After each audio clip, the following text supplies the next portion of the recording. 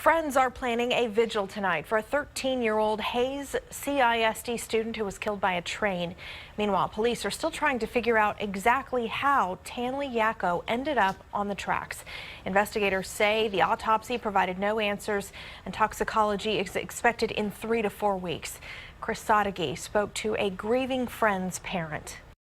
Lord bless her heart.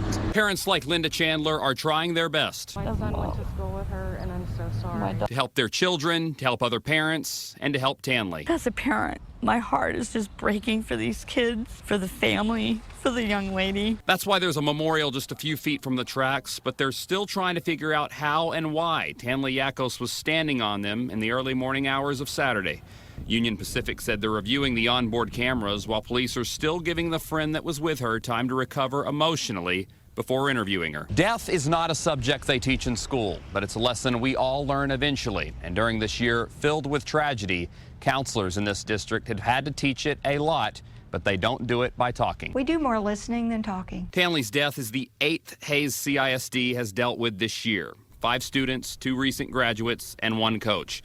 They grieve by celebrating and remembering her life. Her favorite color was orange. The one thing they pointed out about her is that she made everybody feel really good. And for the parents, they also hope there are lessons that can be learned. Maybe there's a lesson for the other kids here, is that be where you're supposed to be. In Buda, Chris Sadeghi, KXAN News. The district is helping promote a GoFundMe account for Tanley's family. You can find that link with our report online at kxan.com.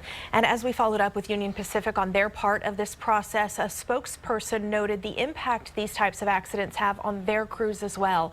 Following something like this, UP relieves the train crew and replaces them with a new crew. The crew involved are allowed time off as needed, and Union Pacific also has a peer support program to provide counseling and mental health services to help them process any traumatic event.